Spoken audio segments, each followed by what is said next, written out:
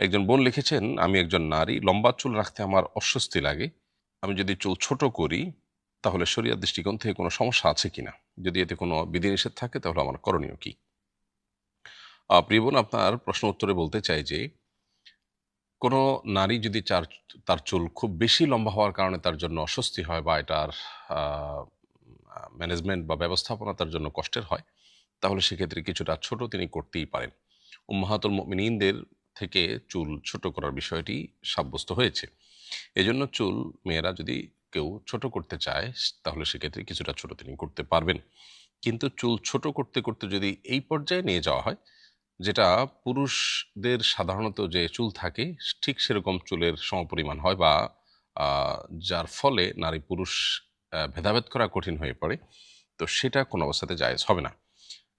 তৃতীয়ত আরেকটা বিষয় আছে, সেটা হলো যে ফাসিক এবং যাদের আল্লাহর প্রতি ভয় নেই, বিশ্বাস নেই, সেরকম নারীরা যারা হারাম এবং খারাপ কাজের উদাহরণ বা মডেল, সে সমস্ত নারীদের সাথে সামঞ্জস্য যেন না হয় বা তাদের সাদৃশ্য গ্রহণের ব্যাপারটি যেন না থাকে চুল ছোট করার ক্ষেত্রে, রাখার ক্ষেত্রে, সেটিও বিশেষভাবে লক্ষণীয়। অতএব এই বিষয়গুলোকে মাথায় রেখে যদি আপনি চুল ছোট করতে চান তাহলে সেটা আপনি করতে পারেন এবং শরীর দৃষ্টিকোণ থেকে সেক্ষেত্রে কোনো অসুবিধা আর থাকবে না।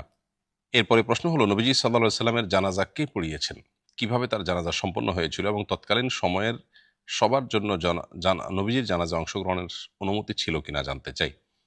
আহ, শেষের টুকরোর উত্তর আগে দিচ্ছি, সেটা হলো যে নবী করিম সাল্লাল্লাহু সাল্লামের জানাজায় সবার শরীক হওয়ার সুযোগ ছিল। এমন কোনো বিধিনিষেধ ছিল না যে তার জানাজা অমুক অমুক শ্রেণী মানুষরা পড়তে পারবে না বা বিশেষ শ্রেণীর মানুষরা পড়বে, এরকম কোনো বিধিনিষেধ ছিল না, যে কেউ তার জানাজা পড়তে পেরেছেন। তার জানাজা জামাতে সাধারণত অন্য 10টি জানাজার মতো পড়া হয়নি, বরং তার জানাজা পড়া হয়েছে ব্যক্তিগতভাবে, অর্থাৎ লাশ রাখা ছিল, প্রত্যেকে গিয়ে যার যার মতো করে জানাজা পড়ে এসেছেন। দলবদ্ধভাবে বা জামাতের সাথে যে জানাজা হওয়ার কথা সেটি নবী করিম সাল্লাল্লাহু আলাইহি ওয়াসাল্লামের ক্ষেত্রে হয়নি। কেন হয়নি তার উত্তর খুবই পরিষ্কার, সেটা হলো যে মূলত তার ওয়াফাতের পর খলিফা কে হবেন, তার প্রতিনিধি কে হবেন, সে বিষয়টি সাহাবীগণ তখনও চূড়ান্ত করতে পারছিলেন না। একদিকে নবী সাল্লাল্লাহু আলাইহি সাল্লামের ওয়াফাতের পর তারা অত্যন্ত বেদনায় ভেঙে পড়েছিলেন এবং একটা অস্বাভাবিক গুমোট পরিস্থিতি তাদের মধ্যে ছিল। এরপরে আবার সিদ্ধান্তহীনতার একটা ব্যাপার ছিল। সব মিলিয়ে যেহেতু তার প্রতিনিধি কে হবেন সেটি চূড়ান্ত করা যায়নি, সেজন্য একটি পর্যায়ে এসে আহ নবী করিম সাল্লাল্লাহু আলাইহি ওয়াসাল্লামের জানাজা পড়াও দরকার। তখন ব্যক্তিগতভাবে পড়ার সিদ্ধান্ত সাহাবা একরাম নিয়েছেন, কারণ জামাতের সাথে নামাজ যদি হয় সেক্ষেত্রে যিনি ইমামতি করলেন তিনি প্রতিনিধি কিনা, মানুষের কাছে ভুল বার্তা যাবে, অথচ বিষয়টা চূড়ান্ত হয়নি। এই ইস্যুগুলোকে মাথায় রেখে সাহাবা একরাম যার যার মতো করে জানাজা পড়েছেন এবং এই জানাজায় যে কেউ শরিক হতে পেরেছেন। এরপরে প্রশ্ন করেছেন এমডি মুজাফফর আলী, আপনি লিখেছেন, এক মেয়ের সাথে আমার প্রেম ছিল, প্রেমের গুনাহ থেকে বাঁচতে তাকে গোপনে বিবাহ করি। এভাবে 3 বছর অতিক্রান্ত হয়। এরপর আমার পরিবারকে রাজি করিয়ে পারিবারিকভাবে বিবাহ করার সিদ্ধান্ত নেই। আমার পরিবার মেয়ের বাড়িতে প্রস্তাব নিয়ে গিয়ে জানতে পারে মেয়ে আগে থেকেই বিবাহিত, তার সন্তানও আছে। এখন আমার আগের বিয়ের বিধান কি? এই মুহূর্তে আমার করণীয় কি? ভাই মুজাফর আলী, প্রথম কথা হলো যে এই সমস্ত ক্ষেত্রে যে সমস্ত অনাকাঙ্ক্ষিত পরিবেশ পরিস্থিতি তৈরি হয়, সেগুলোর অন্যতম কারণ হলো শরিয়ার গাইডলাইন ফলো না করা। পারিবারিকভাবে যদি এই বিবাহটা সম্পাদন হতো, অভিভাবক টু অভিভাবক যোগাযোগ যদি হতো, তাহলে সেক্ষেত্রে যেই সমস্যাটা 3 বছর পরে ধরা পড়েছে সেটা হয়তো আরো আগে থেকে ধরা পড়তে পারতো।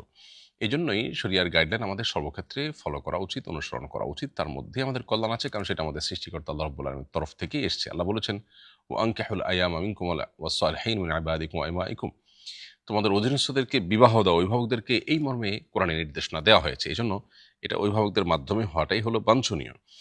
যাই হোক, আপনার প্রশ্নের মূল এবং সরাসরি উত্তর হলো যে আপনি যে ভদ্রমহিলার সাথে আপনার এই সম্পর্ক হয়েছে এবং আপনি বিবাহ করেছেন বলেছেন, এই সম্পর্কটা অবৈধ এবং হারাম সম্পর্ক হয়েছে। এটা কোনো বৈবাহিক সম্পর্ক হয়নি, যেহেতু তার আগে থেকে স্বামী ছিল এবং সেই স্বামীর সাথে বিচ্ছেদ হয়নি।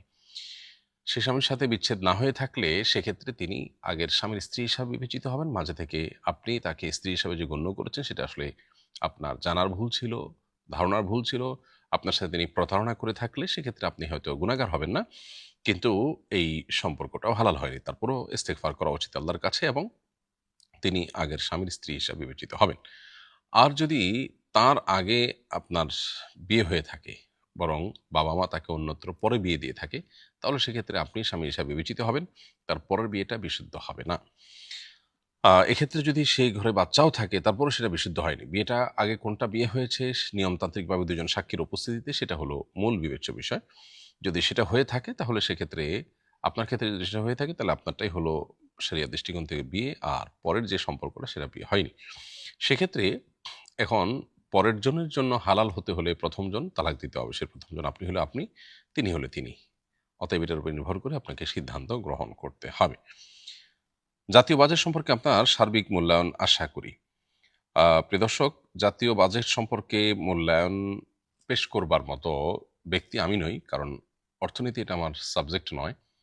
আমি অর্থনীতির কোনো বিশেষজ্ঞ ব্যক্তিও নই। অতএব বাজেট সম্পর্কে আমি অর্থনৈতিক আ অ্যাঙ্গেল থেকে, দৃষ্টিকোণ থেকে সমালোচনা করার মতো সুযোগ, সামর্থ্য, যোগ্যতা কোনোটি আমার নেই।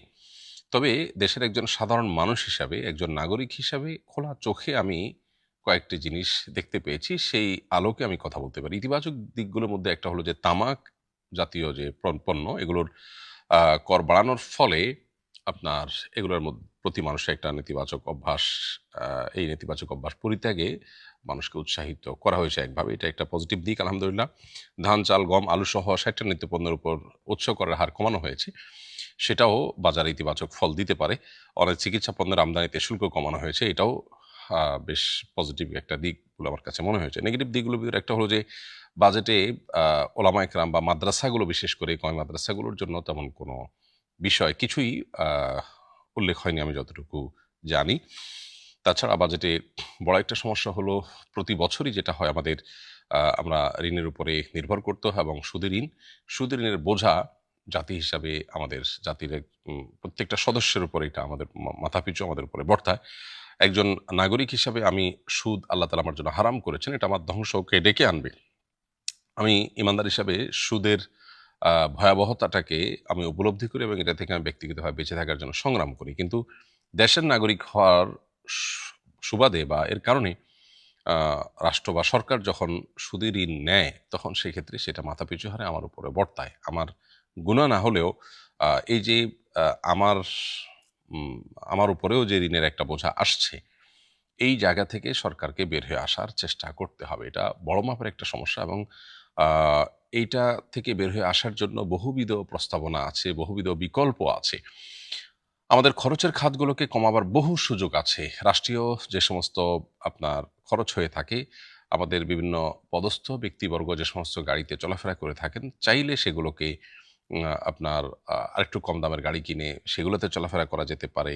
শো অফ জাতীয়, প্রদর্শন জাতীয় আ বহুত বিষয় আছে যেগুলোকে নিয়ন্ত্রণ করা যেতে পারে। অপচয় কন্ট্রোল করা যেতে পারে, নির্মূল করা যেতে পারে।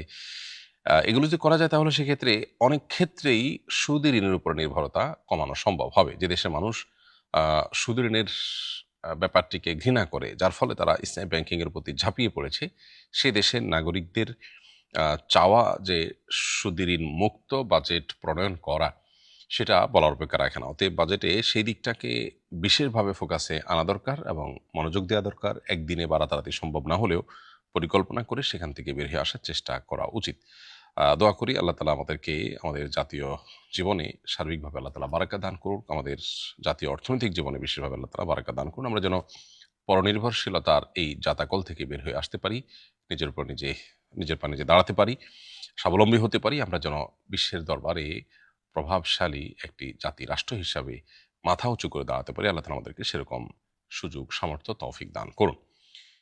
এরপরে প্রশ্ন হলো, আমরা ৩ ভাই প্রবাসী সবাই আমাদের উপার্জিত টাকায় আব্বুর নামে কিছু জমি জমা আমরা কিনেছি। এখানে কি বোনেরা অংশীদার হবেন? খুবই গুরুত্বপূর্ণ একটি প্রশ্ন, যেটি আমাদের বহু প্রবাসী ভাইদের প্রশ্ন।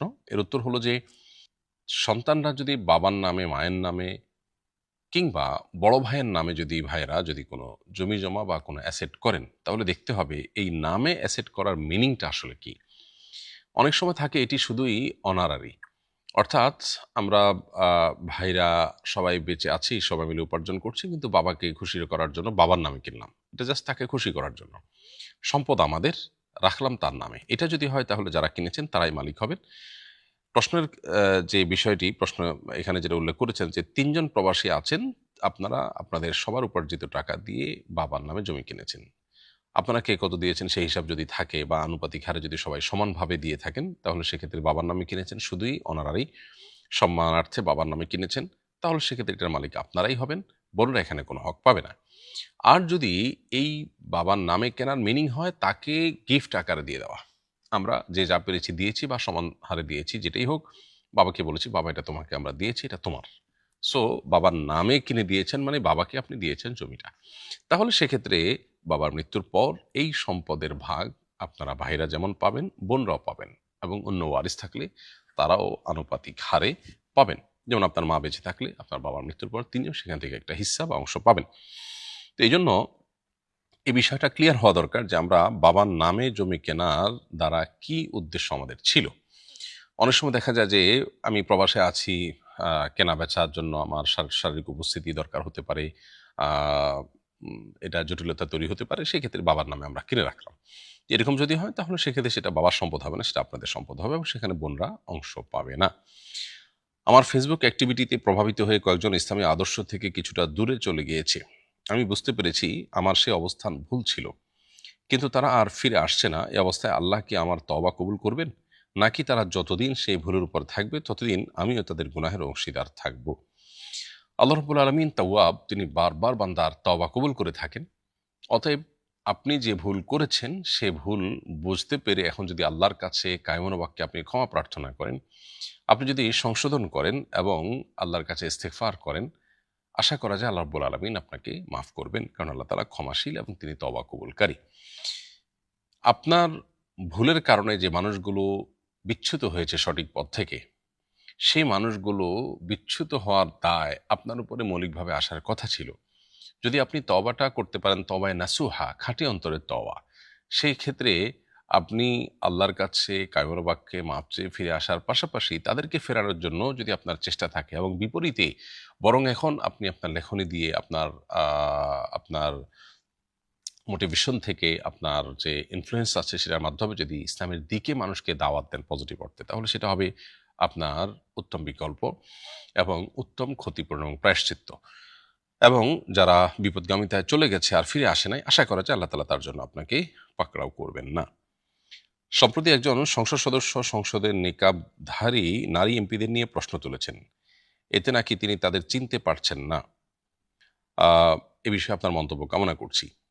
যদিও পলিটিক্যাল বিষয়গুলো নিয়ে আমরা সাধারণত মন্তব্য করি না, কিন্তু ঠিক সুনির্দিষ্টভাবে যদি কোনো বিষয়ের সাথে শরিয়ার সরাসরি সম্পৃক্ততা থাকে, তাহলে সেটা নিয়ে মন্তব্য করা আমাদের কর্তব্যের অংশ হয়ে যায়। যেই প্রশ্নটি আপনি করেছেন প্রিয় দর্শক, এই বিষয়টি আমারও চোখে এসেছে এবং মাননীয় সংসদ সদস্যের এই বক্তব্যের অংশটুকু আমার শোনার সুযোগ হয়েছে। তিনি যে ইন্টেনশন থেকেই বলুন না কেন, রসিকতা করে হোক আর সিরিয়াসলি হোক, যেভাবে হোক, তিনি যে কথা বলেছেন সেটা খুবই অগ্রহণযোগ্য কথা। বিশেষ করে দাড়িপাকা একজন মানুষ, বৃদ্ধ একজন মানুষ, মাথায় টুপি আছে, মুখে দাঁড়িয়ে আছে, এরকম একজন মানুষের কাছ থেকে মানুষ এই ধরনের বক্তব্য এমনিতেই প্রত্যাশা করে না। আর দাঁড়িয়ে থাকুক বা না থাকুক, একজন মুসলমান হিসাবে এই বক্তব্য দিতে পারেন না। আরেকজন বাংলাদেশের নাগরিক হিসাবে কোনো ব্যক্তির ধর্মীয় স্বাধীনতায় কোনোভাবে হস্তক্ষেপ প্রত্যক্ষ পরোক্ষভাবে কোনোভাবেই গ্রহণযোগ্য হতে পারে না। প্রথম কথা হলো, পর্দার এই বিধানটা কার? এটা আল্লাহর দেওয়া নির্দেশ। আপনি যদি মুসলমান হয়ে থাকেন তাহলে আল্লাহর দেওয়া নির্দেশের ব্যাপারে আপনার প্রশ্ন বা অবজ্ঞামূলক কোনো কথা, এটা কোনোভাবে গ্রহণযোগ্য নয়। তিনি যে কথাটি বলেছেন যে এখানে কারা আছেন আমরা চিনতে পারছি না, অর্থাৎ যেহেতু চেহারা ঢাকা, কে আসছে না আসছে আমরা জানি না। প্রথম কথা হলো যে এরকম সংসদ সদস্য কয়জন আছেন? ২ জন ৪ জন আছেন। তাদের নাম-ধাম, তাদের আসন, এগুলো দেখে তাদেরকে আইডেন্টিফাই করা, অর্থাৎ আপনি একজন তাদের সহকর্মী হিসাবে, সেখানে সংসদ সদস্য হিসাবে এখানে কে আছেন, এই আসনে কে বসেন, এই জিনিসটা জানা কোনো জটিল বিষয় না। অর্থাৎ চিনতে পারছি না, এটা আসলে পুরো সত্য কোনো কথা নয়। আর সবচেয়ে বড় কথা হলো ডিজিটাল এই যুগে আ মানুষের চেহারা দেখে তাকে চিনতে হয়, এটা মোটেও সঠিক কথা নয়। বরং আইডেন্টিফাই এর জন্য আরো বহুবিধ উপায় আছে। নিশ্চয়ই তারা সংসদে যখন প্রবেশ করেন তাদের আইডেন্টিটি নিশ্চিত করা হয় যথাযথ উপায়ে। তাহলে সেক্ষেত্রে আমি চিনতে পারছি কি পারছি না এটা কি খুব বড় ব্যাপার? আর চিনতে পারছি না এ কথাটা কি পুরোপুরি সত্য কথা? যখন কোভিড-19 এর সময় আমরা সবাই মাস্ক পরে চলাফেরা করেছি, তখন আমরা কিভাবে একজন আরেকজনকে চেনার চেষ্টা করেছি? নিশ্চয়ই চেনার কোনো উপায় ছিল। নিশ্চয়ই আমরা চিনতে পেরেছি এবং সেই অবস্থায় যদি আমরা মেনে নিতে পারি, তাহলে আল্লাহ রাব্বুল আলামিনের বিধানকে মেনে নিয়ে আমরা এই অবস্থাকে মানতে আমাদের সমস্যাটা কোথায়? আল্লাহর বিধান নিয়ে যদি কারোর এ ধরনের কনফিউশন থাকে, আল্লাহর বিধানের যথার্থতা নিয়ে যদি সন্দেহ থাকে, তাহলে সেটা ঈমান নিয়ে টানাটানি হওয়ার মতো বিষয় গিয়ে দাঁড়াবে। আহ দেশের যে সমস্ত মানুষ তাদেরকে ভোট দেন, সে মানুষগুলো তাদের এই মানসিকতাগুলো যদি আগে থেকে জানতে পারেন, ভোটের আগে যদি তারা এগুলো ক্লিয়ার করেন, তাহলে সেক্ষেত্রে এই মানুষগুলো তাদেরকে ভোট কি দিবেন আসলে? যদি না দেন, তাহলে সেক্ষেত্রে জনগণের সাথে এটা কি এক ধরনের প্রতারণা না? আমি আশা করব সংসদ সদস্য তিনি তার ভুলটা বুঝতে পেরে আল্লাহর কাছে তিনি তওবা করবেন এবং নিজের সংশোধন তিনি করবেন। কোনো পলিটিক্যাল গেইমের অংশ হিসাবে পাল্টাপাল্টি কোনো বক্তব্য না দিয়ে এ ধরনের ইস্যুগুলোতে আমাদের আল্লাহর কাছে সমর্পণ করা উচিত এজ এ মুসলমান, এবং একজন দায়িত্বশীল মানুষ হিসাবে আমাদের দায়িত্বশীল আচরণ করা উচিত।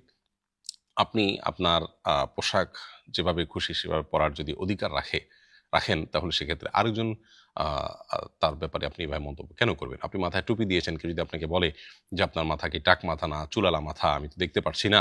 আ আপনি আমার সংসদ সদস্য হিসাবে আপনার মাথাটা কেমন সেটা আমি জানতে পারতেছি না। এটা কেমন কথা আপনি টুপি দিয়ে রাখছেন? আপনার কাছে কেমন লাগবে?"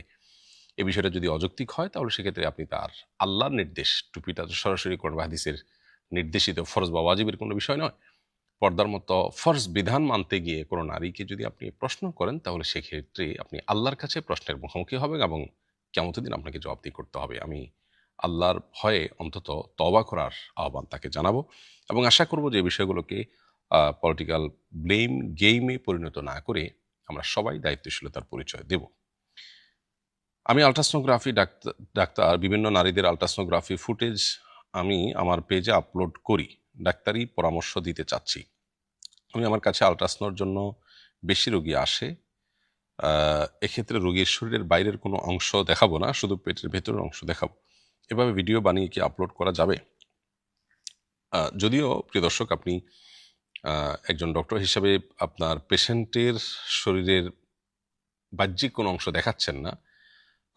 তারপরও তার পেটের অভ্যন্তরে তার আ শিশুর অবস্থান অথবা পেটের অভ্যন্তরে বিভিন্ন অর্গানগুলো, এগুলো যদি আপনি কোনোভাবে দেখান, সেগুলো ভিডিও ফুটেজ বা ছবি, সেটাও ওই ব্যক্তির প্রাইভেসিরই অংশ।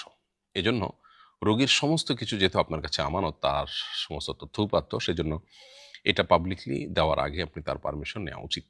আপনি রোগীকে অন্তত এটুকু জিজ্ঞেস করা উচিত যে আপনার এই ভেতরকার ফুটেজ, যেটা আসলে আপনার কোনো সম্মানকে হ্যাম্পার করবে না, জাস্ট মানুষের ইনফরমেশনের জন্য, মানুষকে শেখাবার প্রয়োজনে আমি এটা প্রকাশ করতে চাচ্ছি।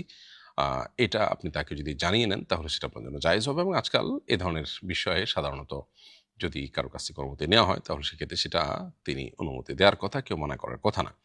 এর বাইরে এআই এর এই যুগে কৃত্রিম ছবি এবং ফুটেজ তৈরি করেও আপনার কোনো অর্গানের রিয়েল পিকচার মানুষের সামনে তুলে ধরা, এটা কঠিন কোনো কাজ নয়। বিধায় আপনি সেই বিকল্প পথেও হাঁটতে পারেন।